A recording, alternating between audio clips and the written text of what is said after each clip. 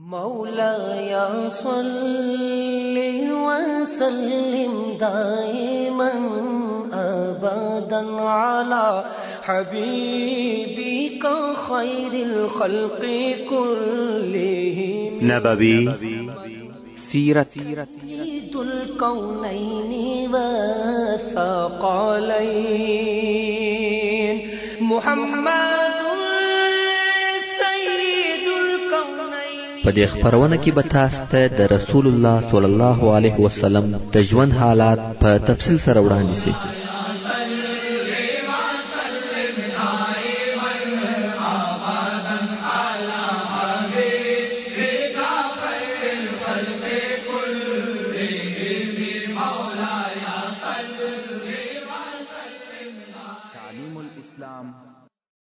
أعوذ بالله من الشيطان الرجيم. بسم الله الرحمن الرحيم. إن الحمد لله نحمده ونستعينه ونستغفره ونعوذ بالله من شرور أنفسنا وسيئات أعمالنا. من يهده الله فلا مضل له ومن يضلل فلا هادي له. وأشهد أن لا إله إلا الله وحده لا شريك له وأشهد أن محمدا عبده ورسوله صلى الله عليه وآله وصحبه وسلم تسليما كثيرا. أما بعد، محترم ورونو، موږ هغه حالات بیانول چې اولا خو به دغه لیدنه د ابو سفیان د دین او عقیده د پاره ثابتونکې او قائمونکې سي، او دوهم د ابو سفیان د دماغ څخه به د جنگ خبرې په کلی ډول سره ووځي. اوس چې دغه اسلامي لشکري یو پس له بل څخه د ابو سفیان و مخ ته تیریږي او دی په تعجب سره ورته ګوري، په حیرت کې پاتې دی. نو یو عباس رضی الله تعالی عنہ ته وکتل او ورته ویل: په والله ستا د وراره پاچهي نن ورځ ډېره لوسوې ده. مگر عباس رضی الله تعالی عنہ د هغه پخوانی غفلت څخه راویښ کی او ورته ویل: یا ابا سفیان، دا نبوت دی، دا چې ته وینې دا پاچهي نه ده، دا نبوت دی. رسول الله صلی الله علیه و آله وسلم پاچهي او مشرتوب، مال او دولت ټول په هغه ورځ تر پښو لاندې کړ چې تاسو په مکه مکرمه کې پر عرض کړ، او دا هغه وخت وو چې د علیه الصلاۃ والسلام ستاسو آزارونه او عذابونه تحملول او زغمل، او تاسو بالاخره د خپل وطن څخه و هجرت ته مجبور کړ. دا ټول په دې سبب وو چې د علیه الصلاۃ والسلام نه غوښته چې خپل نبوت، هغه چې تاسو و ایمان بالله ته دعوت ولاس، ستاسو په پاچهي بدل کی. نو ځکه ورته ویل دا پاچهي نه ده بلکې دا نبوت دی. پاچهي خو تاسو ورکول او د علیه الصلاۃ والسلام نه قبلول. ورونو، دغه د عباس رضی الله تعالی عنہ جمله داسې جمله ده چې الهي حکمت د عباس رضی الله تعالی عنہ پر ژبه جاری کړه. د پاره د دې چې دغه جمله د قیامت تر ورځې د هغو کسانو د پاره جواب وګرځي چې دوی دا فکر کوي چې د نبوت دعوه د دې د پاره و چې پاچهي او زعامت لاس ته راوړي یا قومیت او عصبیت پر ژوندۍ کی. خود دغه د عباس رضی الله تعالی عنہ جمله داسې جمله ده چې د رسول الله صلی الله علیه و آله وسلم د ټول حیات لپاره اول تر اخره عنوان ګرځیدلی سي. په حقیقت کې د علیه الصلاۃ والسلام د عمر او ژوند ټول لحظه او ساعتونه، مرحله او دوره د دې دلیل دی چې د علیه الصلاۃ والسلام وخلق ته د رسالت د رسولو او تبلیغولو د پاره مبعوث کړه سوی دی، نه د خپل ځان د پاچهي د پاره. څلرم، د رسول الله صلی الله علیه و آله وسلم یو حکیمانه تدبیر داو چې خپل اصحاب یې امر کړه چې مکه مکرمه ته د څلورو مختلفو لارو څخه ور داخل سي، د یوې لارې څخه مور داخليږي. دا کار د دې لپاره وو چې د مکه مکرمه و خلقو ته د جنگ کولو موقع ورنکي، ځکه که اهل مکه د جنگ اراده هم وکړي نو مجبور دي چې خپل قواوی به د مکه مکرمه و ټول لارو ته سره ویشي. نو په دغه ډول سره د قریش د مقاومت اسباب ضعیف کیږي او د جنگ امکانات یې لږیږي او رسول الله صلی الله علیه و آله وسلم دا کار د دې لپاره وکړي چې تر کومه حد ممکن وي په بلد الحرام کې جنگ ونسي او ویني ونه بهول سي. نو ځکه مسلمانانو ته امر وکړي ترڅو پورې چې چا جنگ نوی در سره کړی تاسو به جنگ نه کوئ او دا اعلان یې هم سره وکړي هر هغه څوک چې په خپل کور کې وي او د کور دروازه په ځان پسې بند کړي هغه په امان دی. دا ټول د چی لپاره و؟ د خلقو د سلامتیا او امان لپاره. بنظم د شذو د بیعت څخه موږ دغه احکام او عبرت را استلای سو. اول په ټولو هغه مسؤلیتو کې چې یو مسلمان ته ترقی ورکوي د نورو سره د شذو مساوات، نو ځکه پر یو مسلمان پاچا او رئیس دا لازمه ده چې د شذو څخه هم داسې عهد واخلي چې د اسلامي ټولنې د جوړولو لپاره په ممکنه مشروع وسایل سره عمل وکړي او کار ځنی واخلي. لکه څنګه چې دغه عهد د نورو څخه اخیستل کیږي د نر او ښځې په مابین کې فرق او تمیز نشته. دغه ځای څخه دا معلومه سوه لکه پر نرانو دغه قسم پر هر مسلمان ښځې دا لازمه ده چې د خپل دین احکام زده کړي او ټول هغه ممکنه او مشروع لارې د دې لپاره عملي کړي چې د علومو په اسلحه سره مسلح شي او دغه علومو په واسطه د اسلام د دشمنانو په کمین او حیلو ځان پوکي پوسی چې د اسلام دشمنان د کوم لارو څخه غواړي چې پر موږ غالب او کامیاب شي.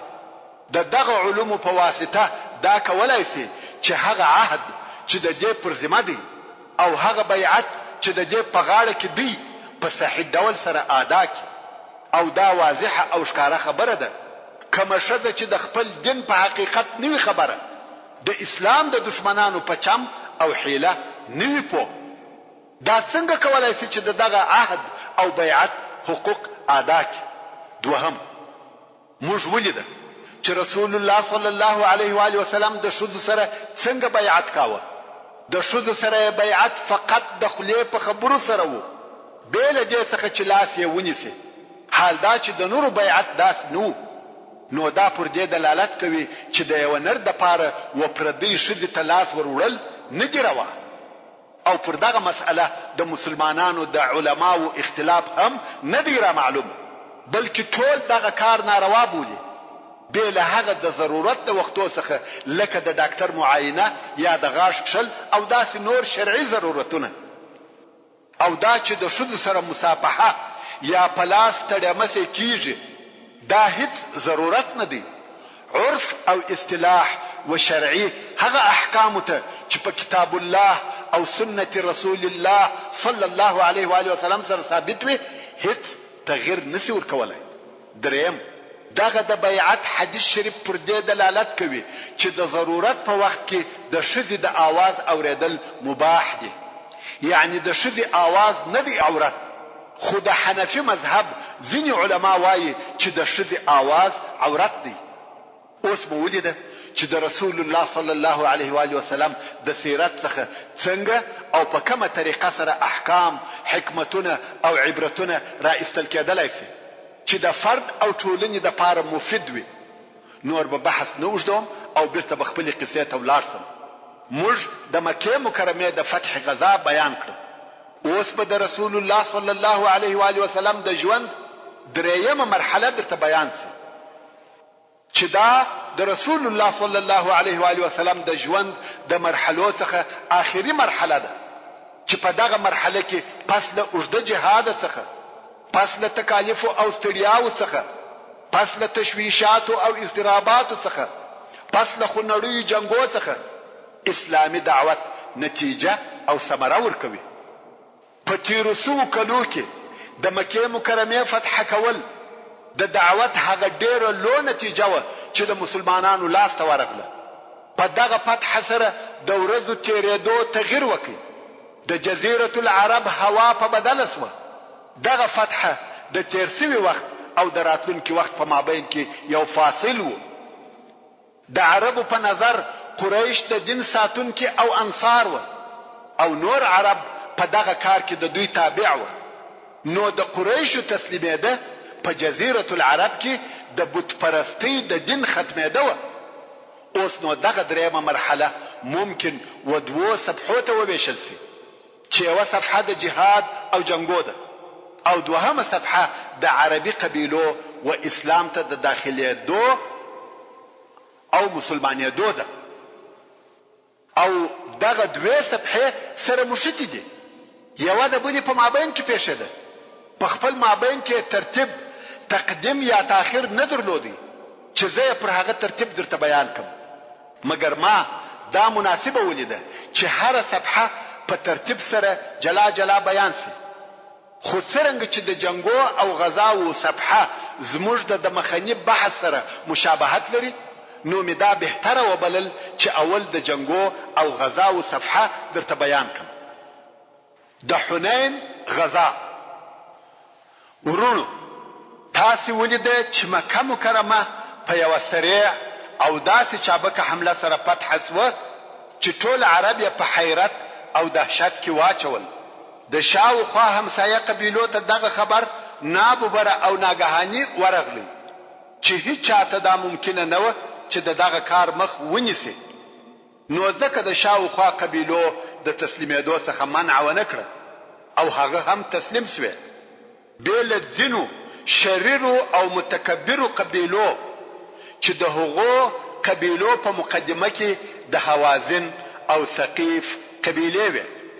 نو ودغه قبیلو ته د نورو قبیلو خلق چې د نصر، جشم، سعد ابن بکر او هلال خلق و هم راټول سو. دغه قبیلې چې خودخواه او متکبرې قبیلې وې، دا یې نه قبلول چې د مسلمانانو دغه نصرت او کامیابی ته سرکښته کی. نو د ټولو قبیلو مشران د مالک ابن عوف په ځای کې د مشورې لپاره سره یو ځای سو چې په نتیجه کې د مسلمانانو سره د جنگ کولو اتفاق وکړي. په دغه وخت کې حوازن او دغه نورو قبیلو پوره ترتیبات ونیول. تقریبا 100,000 جنگي نفر یې سره راټول کړ او ځانونه یې د مکې مکرمې د حملې لپاره تیار او آماده کړ. رسول الله صلی الله علیه و آله وسلم او مسلمانان په مکه مکرمه کې دي. دغه قبیلو دا اراده وکړه چې پر مکه مکرمه حمله وکړي او تر خپل تسلط او تصرف لاندې راولي. دا خو حوازن، بنو بکر او ثقیف سره یو ځای شو. مګر هلته د حوازن ځینې قبیلې وې چې هغو اشتراک نو ورسره کړی چې د هغې جملې څخه کعب او کلاب و. که څه هم دغه قبیلې د حوازن څخه وې، مګر ویل موږ په دې موضوع کې ګډون نه در سره کوو.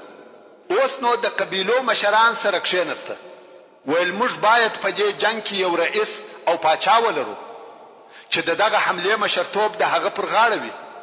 نو یو نوې ځوان دغه مشرتابه د لپاره خوښ او انتخاب کړي چې د شریف او لوړې کورنۍ څخه وو او نوم یې مالک ابن عوف. ویل کېږي چې په دغه وخت کې د مالک ابن عوف عمر 24 کاله وو. سره د دې چې عمر یې کم وو، مګر څرنګه چې نسب او کورنۍ لوړ وه، نو یې د حوازن د ټولو قواو مشر وټاکي. رسول الله صلی الله علیه و آله وسلم ته د حوازن د قبیلو حالات ورسېده چې د جنگ د پاره ځانونه جوړوي. رسول الله صلی الله علیه و آله وسلم هم د معلوماتو د پاره نفر ولېږل چې د هغو نفرو څخه یو نفر چې ابو حدر الاسلمي رضی الله تعالی عنه نومېدی وکولای سوای چې وطائف ته ولاړ سي او هلته د حوازن او ثقيف په لشکرو ورننوزي. پوره معلومات راټول کړه او بیرته رسول الله صلی الله علیه و آله وسلم ته ورغلی. حالات ورته وویل چې دوی ځانونه د مکې مکرمې د حملې لپاره آماده کړي و. رسول الله صلی الله علیه و آله وسلم امر وکړي چې د مکې مکرمې څخه درووزي. رسول الله صلی الله علیه و آله وسلم ولی د مکې مکرمې په داخل کې جنگ نور سره کاوه. هغه ډېر لوی او مهم سبب درلودی. هغه دا چې اهل مکه نوی مسلمانان سوي دي. د اسلام یې فقط څو ورځې کیږي. نو که په مکه مکرمه کې جنگ پیښ شي دا امکان لري چې اهل مکه دې هم غدر او خیانت وکړي، چې دا کار به و مسلمانانو ته ډېر سخت او مشکل تمام شي. ځکه یو لشکر به د باندې څخه جنگ شروع کی او بل مخالف لشکر به د نن په مکه مکرمه کې ورته پیدا شي، چې د دې نتیجه به و مسلمانانو ته ډېره سخته او مشکل وي. نو رسول الله صلی الله علیه و آله وسلم نه غوښته چې د مکه مکرمه د داخل څخه جنگ وکړي. نو ځکه رسول الله صلی الله علیه و آله وسلم امر وکړي چې لشکر دې د حوازن د مقابله د پاره تر مکه مکرمه د باندې وروزي. هلته د حوازن لشکر د هغه مسلمان جاسوس تر رهي کېدلو وروسته فورا د مکه مکرمه پر طرف حرکت وکړي. نو رسول الله صلی الله علیه و آله وسلم ته دا معلومات نه و چې د حوازن لشکر را رهي سوی دی. د مسلمانانو دا فکر او خیال وو چې د حوازن لشکر تر اوسه په طائف کې دی. د رسول الله صلی الله علیه و آله وسلم اراده دا و چې پر طائف حمله وکړي. نو خود د مسلمانانو د لشکر حرکت هم د طائف پر طرف وو او د هغه طرف څخه د حوازن لشکر د مکه مکرمه پر طرف حرکت کړیو.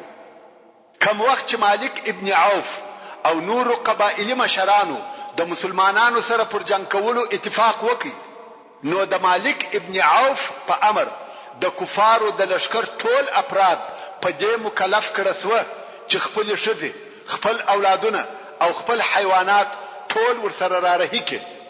دا د دې لپاره چې لشکر یې ونه تښتي، ولی که شکست او ماته هم وخوري د مالو، اولادو او خپل ښځو په سبب نشي تښتېدلی. دغه شیان پر میدان نه پریږدي.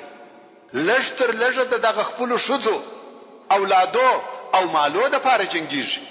نو د کفارو لشکر د خپل ښځو، اولادو او مالو په ملګرتیا را رهي سوی دي. څو په اوطاس کې یې واړول. اوطاس د حوازن په منطقه کې یو ډېره لو او برداره شیله ده چې د حنین و شیلې ته نږدې ده، مګر په خپل د حنین شیله نه ده.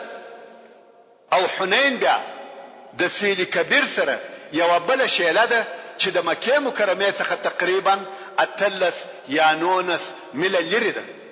کوم وخت چې د حوازن او طائف لشکري دغه د اوطاس شیلې ته راورسېده، مالک ابن عوف ته هم دا خبر رسیدلی دی چې محمد صلی الله علیه و آله وسلم هم د لشکره سره د مکه مکرمه څخه راوتلی دی. نو مالک ابن عوف دغه شیله د جنگ د پاره اختیار کړ. دالته خیبه و درولې او لشکر واړول. ویل دا ځای د جنگ د پاره مناسب ځای دی. د مالک ابن عوف په لشکر کې یو مهم شخص، په او فهمیده سړی وو چې ډېر لوی جنگي پهلوان او شجاع وو.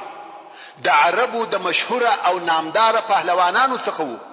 ډېر جنگي تجربه یې درلوده چې نوم یې درید ابن سمه وو. د جاهلیت په وختو کې د جنگ په میدان کې ډېر مشهور نوم وو، مګر اوس بوډا او سپینږیری دی. ویل کېږي چې د حنین په ورځ عمر 160 کاله وو. نو زور، ضعیفه او پستر ګړوند وو. 160 کاله ډېر عمر دی. بدن یې مات او بې طاقته وو. څرنګه چې پر اوښ یې ځان نسوای تکیه کولای، نو دی به په کجاوه کې سپراوه لکه د شذو کجاوه. خو د شذو سره بنتلی په کجاوه کې به وو او د نور سره برهیو. د جنگ په کارو کې به د دغه مشوره اخیسته. هر کار یې د په مشوره او مصلحت سره کاوه، ځکه پهلوان او د جنگ په کارو پوه. اوس چې لشکر واړول، درید ویل په کومه شیله کې یاست؟ خلق ویل د اوطاس په شیله کې یو. د ویل هو، د آسانو د زغلولو د پاره ښه ځای دی. نه ډېر لوړی لري چې څوک نسی ورختلای او نه اوار دشت دی. ښځې او کوچنیان، حیوانات او مالونه چې د لشکر تر شاوه هغه هم را ورسېده. درید د ښځو او کوچنیانو، پسو او اوښانو اوازونه واورېده. په تعجب کې سو. ویل دا څه شي دي چې زه اورم؟ د اوښانو رمباړې، د خرو هرهارې، د کوچنیانو ژړاوې، د پسو نارې. خلق ویل دا د مالک ابن عوف امر دی چې ټول مالونه، اولادونه او ښځې مو در سره راولي. درید ویل مالک ابن عوف راولي.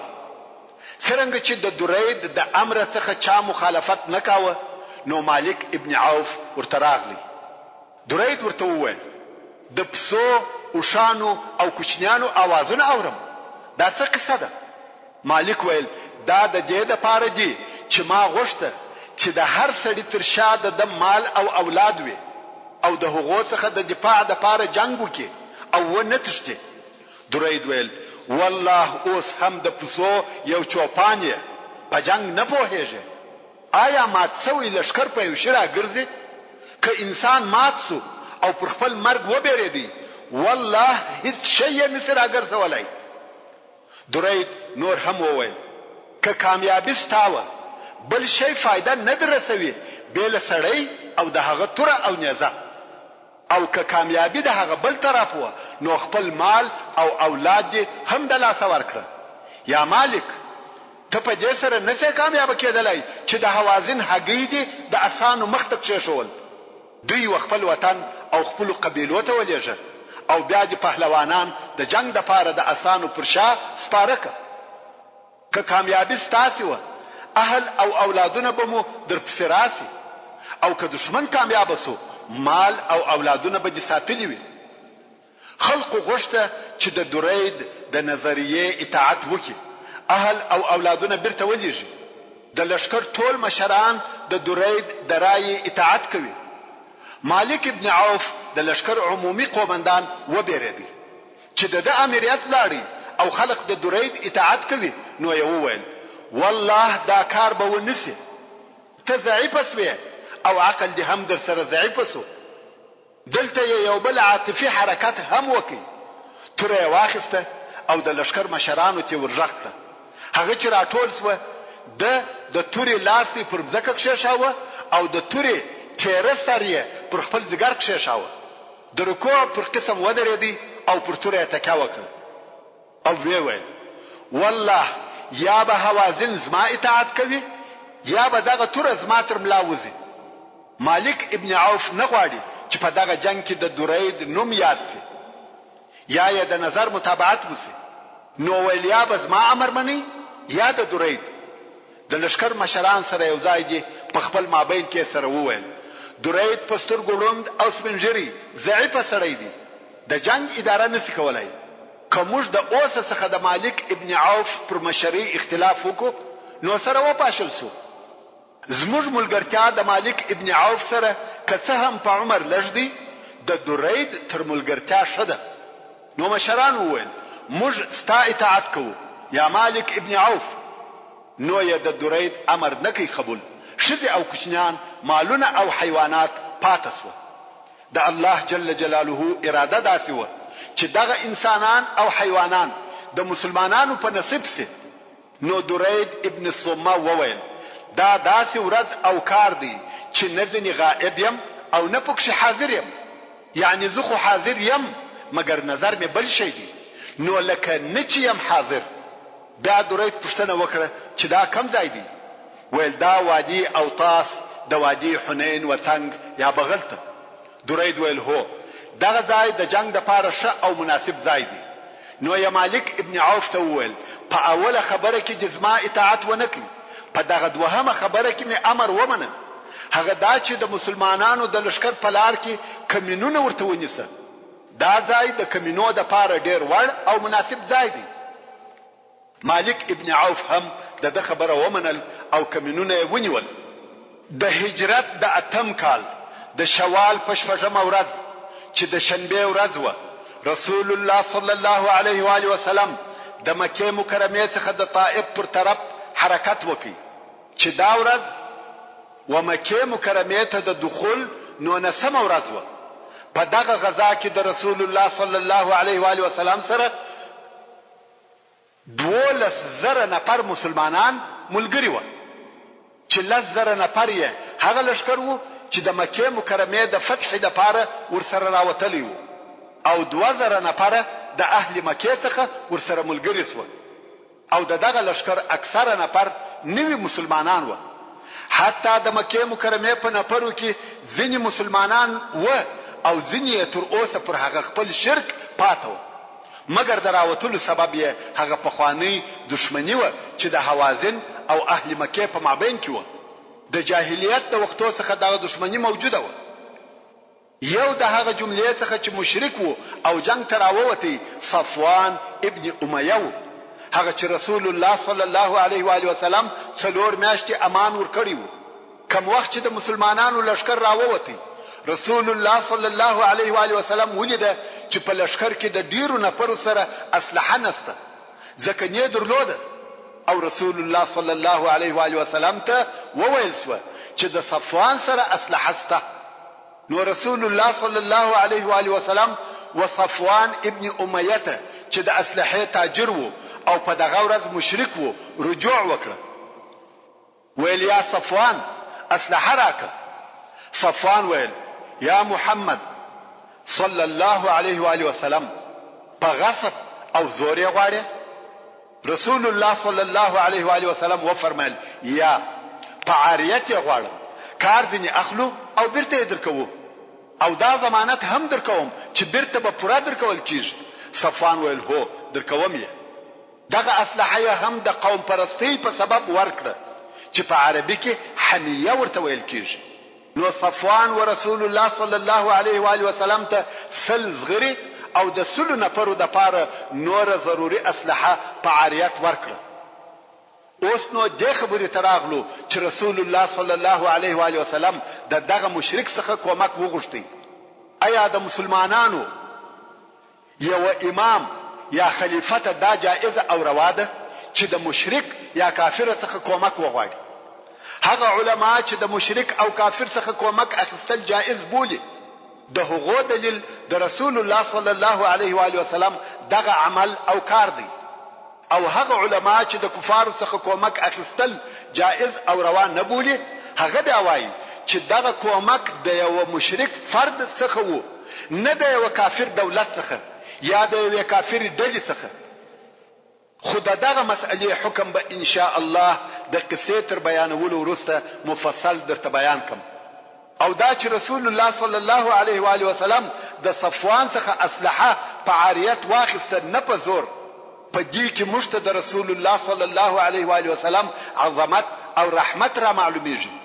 ځکه مسلمانانو مکه مکرمه فتح کړه، کولای شوای چې د اهل مکې ټول مال او دولت په زور واخلي، مگر دا د رسول اکرم صلی الله علیه و آله وسلم رحمت او شفقت وو چې ټول مالونه ور پرېښول، حتی اسلحه هم نه ځنې واخیسته.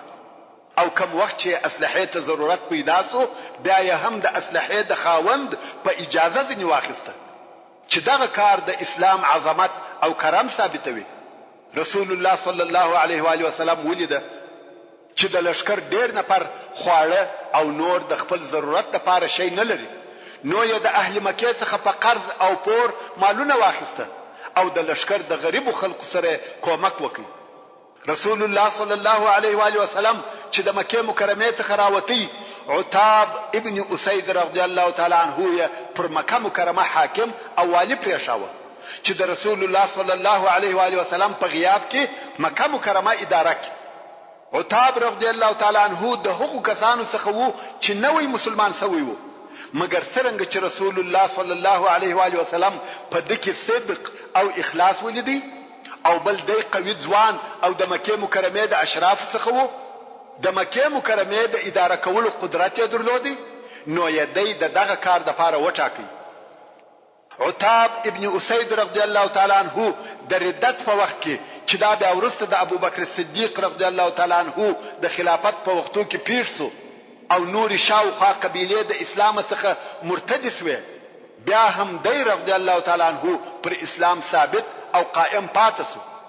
کوم وخت چې د ابوبکر صدیق رضی الله تعالی عنه په خلافت کې نور قبیله مرتد شوه او اهل مکه هم غوښته چې مرتد شي، نو سهيل ابن عمرو رضی الله تعالی عنه په بیانیو او خطبو اسلام ته رابلل او عتاب ابن اسید رضی الله تعالی عنہ پر اسلام ثابت پاتې کړ. نو دغه عتاب فقط څو ورځې د اسلام کې دی چې رسول الله صلی الله علیه و آله وسلم پر مکه مکرمه والی مقرره کړ. رسول الله صلی الله علیه و آله وسلم چې د طائف و طرف ته حرکت وکړي نو د علیه الصلاة والسلام هم د معلوماتو د لپاره خلق لیږل، د حالاتو څخه نو به خبره. حال ورته راغلی چې د حوازن لشکر راوتلی دي او حنین ته را رسیدلی دي او د جنگ میدان هم خوش کړی دي. رسول الله صلی الله علیه و آله وسلم هم دا مقرره کړه چې په حنین کې به د دوی سره جنگ او مقابله کوي. مسلمانانو ته حالات او اخبار معلوم سو. دا جنگ په بے خبری کې نه دی پیښ شوی، که څه هم په اول کې مسلمانان بے خبره و، خو رسول الله صلی الله علیه و آله وسلم دا کشف کړه چې د کفارو لشکر راوتلی دي. په سهار کې چې د مسلمانانو لشکر حرکت وکړي 12,000 نفر دي. د اول وار د پاره د مسلمانانو دون لوی لشکر جوړیږي. د ځینو خلقو په زړه کې اعجاب، لوی او خود پسندی پیدا شو چې والله 12,000 نفر یو، هیڅوک مونږ ماتولای. حتی ابو بکر الصدیق رضی الله تعالی عنه ورسول الله صلی الله علیه و آله وسلم ته وویل: یا رسول الله لا نغلب من قله، یعنی د لشکر د لجوالي په سبب نه مغلوبه کیږي. یعنی اوس معدد دون نه دی چې د لجوالي په سبب د ماته وخورو. کوم شکست خوري د هغه بل سبب وي. نو دغه ډیروالي غرور په لشکر کې نشریدي. ځینې ضعیف النفس مسلمانان دغه ډیروالي تر تاثیر لاندې راغله. توکل او اعتماد پر دغه شمیر او عدد سو چې ډیر یو. دغه د لشکر پر ډیروالي د مسلمانانو اعتماد الله جل جلاله د سورة التوبه په 25 نمبر آیات کې بیانوي او فرمایي: لقد نصركم الله في مواطن كثيرة ويوم حنين إذ أعجبتكم كثرتكم فلن تغن عنكم شيئا وضاقت عليكم الأرض بما رحبت ثم وليتم مدبرين. يعني خامخا الله جل جلاله ستاسو سره په ډیرو ځایو کې کومک کړی دی، خصوصا د حنین په ورځ کې. کله چې ستاسو ډیروالي تاسو په تعجب کې واچولاست نو هغه ډیروالي ستاسو څخه هیڅ شی استنکی، یعنی د دشمن حمله نه در څخه وګرځولې او پر تاسو باندې مزکه تنگ سو. سره د دې چې مزکه ډیره پراخه ده بیا مو دشمن ته شاور وګرځول په داسې حال کې چې تښتېدل. الله جل جلاله په دغه آیات شریف کې وهغه اعجاب ته اشاره وکړه چې د ډیروالي په سبب د خلق وزړو ته ور داخل شوی وو. اوس نو د مسلمانانو لشکر رهیدي په لار کې پر داسې عربو ورغله چې د یوې درخت سره عبادت کاوه، بلکې دغه درخت عبادت یې کاوه چې دغه درخت ته ذات انواط ویل. عربو به پر دغه درخت د تبرک د پاره لاسونه تیرول، رشکانی او ټکران به پر زړول، په اخترو کې به هلته میلې کولې، خپل اسلحه به پر زړولې. دغه درخت سره به حیوانات حلالول، دغه درخت سره به د عبادت په نیت ناست و. نو د ذات انواط نوم هم په دغه سبب پر ایښول سوی وو چې دغه رشکی او ټکران په زړېده. په لشکر کې هغه کسان چې اوسه تازه ایمان راوړی وو او د هغه بتپرستی شوق لا تر اوسه په دماغ کې وو. ورسول الله صلی الله علیه و آله وسلم ته وویل: یا رسول الله موږ ته هم دغه یو ذات انواط را جوړ ک لکه دوی چې لري. مسلمانانو هم دغه درخت غوښته لکه د مشرکانو چې د تبرک د پاره ځانونه پوری موږي او رشکانی په وزړوي.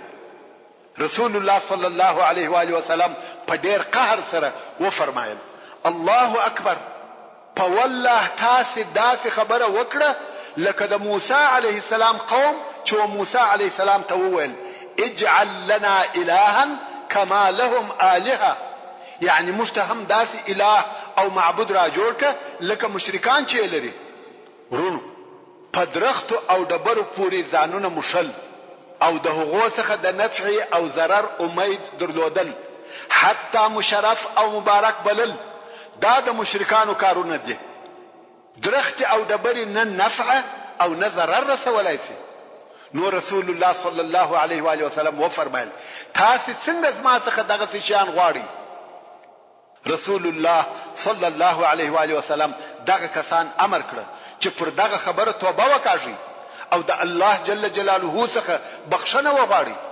هغه هم توبه وایسته او د الله جل جلاله څخه یې عفو او مغفرت وغوښتي. د مسلمانانو لشکر د حنین پر طرف ورهدي. لکه د مخه چې مدرته وویل رسول الله صلی الله علیه و آله وسلم ته خبر راغلی وو چې حوازن په حنین کې دي. نو مسلمانان هم د چهارشنبه په شپه چې د شوال د میاشتې 10 ورځې تیرې شوې وې و حنین ته ورسېده. مسلمانانو د حنین تر شیلې د مخه خپل خیمه ودرولې. اوس نو حوازن د حنین د شیلې پر هغه بل غاړه دي او مسلمانان تر شیلې د باندې د مکه مکرمه و طرف ته دي. کوم وخت چې مسلمانانو خیمه ودرولې رسول الله صلی الله علیه و آله وسلم یو د اصحاب کرامو څخه امر کړ چې تبه د آس سره یو ویلوړ غونډې ته وخیږي او پر هغه آس بسپوري د حوازن معلومات وکوي. حرکتونه کمینونه به ټوله تر نظر باسي او د شپې په اخر کې به د معلوماتو سره راسي. بیل المانزه او انساني ضرورت به د خپل ځای څخه نشوري. سړی هم پر آس پورسو او یو ویلوړ غونډې ته وختي.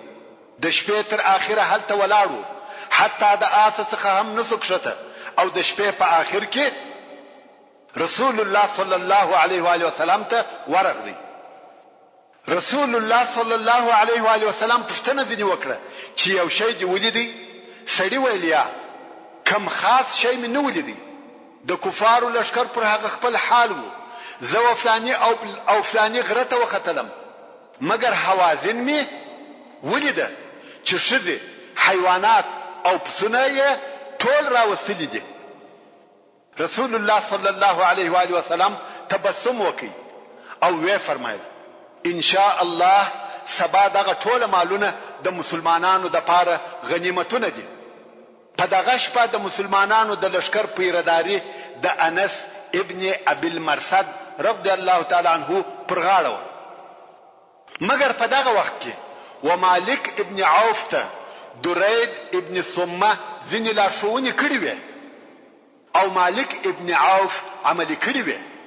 سره د دې چې درید په سترګو نه لیده خو د عقل او تجربه څخه کار اخیستی چې د هغه لارښوونو څخه یو داوه ویل دغه اضافه او شان چې مراوستلې دي کفارو خو خپل ټول او شان راوستلې و چې ټوله بیکاره او د دوی تر ضرورت زیات و.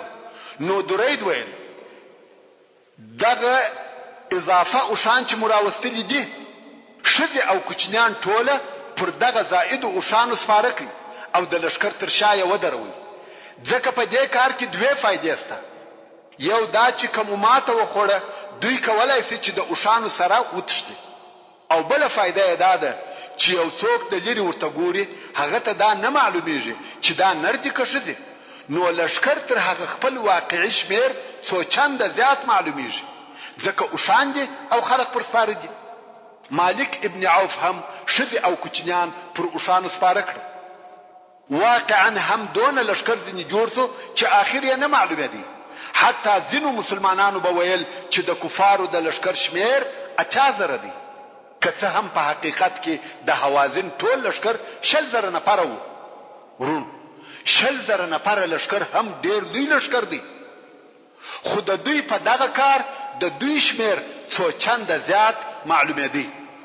او بل هغه کار چې درید کړی وو هغه داو څنګه چې د حوازن لشکر تر مسلمانانو د مخه و دغه منطقې ته راغلی وو. نو مالک ابن عوف د درید په مشوره او لارښوونه په دغه شپه کې د خپل لشکر ډېره حصہ د حنین د شیلې په لارو تنګیو فرعي شیلو او نورو ډیرو پټو ځایو کې د کمین د پاره کښنولي و. او دا امر ورته کړی وو کوم وخت چې مسلمانان دغه شیلې ته راکښته کیږي اول خو د غشو باران پر شروع کوي او بیا په یو ور ټوله یو حمله پر وکړي. اوس د حوازن د لشکر ډېره حصہ د شپې د حنین په شیله کې په خپل کمینو کې سره ځای پر ځای شو او د مسلمانانو د لشکر د راتګ انتظار باسي. د مسلمانانو د لشکر لوی مشکل داو چې د حنین د شیلې څخه ډیر لوړ و او شیله ډیره کښته و، و شیلې ته د لشکر کښته کېدل ډیر سخت او مشکل و، ځکه لار داسې کښته ده لکه یو شویندوکی، لږ کښته نه وه، بلکې شیله داسې کښته ده چې نفر باید په ځغستا ور کښته سي، ځان نسي تکیه کولی. د دغې شپې په آخر کې رسول الله صلی الله علیه و آله وسلم خپل لشکر ټولۍ کړي، بیرغونه یې وویشل. اوله ټولۍ د بني سلیم ده، هغه 1000 نفره د آس پاره چې د مسلمانانو د لشکر مقدمه و، او د رسول الله صلی الله علیه و آله وسلم سره د مکه مکرمه تر فتح د مخه په لار کې ملګری سو. د دې ټولۍ قومندان خالد ابن ولید رضی الله تعالی عنہ د شپې په آخر کې وشیلې ته د کښته کېدو آمادګي ونیول سو، او د سپېدو تر چاودلو وروسته د وادي حنین پر طرف حرکت شروع سو. دلته مالک ابن عوف خپل لشکر ته اوامر صادروي، ویل توري راوباسي، توري راوېستل سوې، ویل پوښونه یې مات کړي، ځکه بیا رجوع نسته، او په یو ور به حمله او هجوم پر وروړي. مالک ویل نه غواړم چې جنگ څو ورځې دوام وکړي، بلکې په یو ورځ به جنگ پای ته رسیږي. د حوازن لشکر د تورو پوښونه مات کړه، توري یې په لاسو کې دي، د حمله لپاره تیار او آماده دي. د رسول الله صلی الله علیه و آله وسلم د معلومات خلق د حوازن د لشکر په ټولو حالاتو خبر و، او هر څه سنجولي و، فقط په دغه کمینو نه خبر، او د هغو د لپاره هیڅ فکر نه کړی. هلته د هغه لوړ څخه و وادي حنین ته د مسلمانانو راکښته کېده شروع سو. اول هغه څوک چې راکښته سو خالد ابن ولید رضی الله تعالی عنہ دی، او بني سلیم ورسره دي.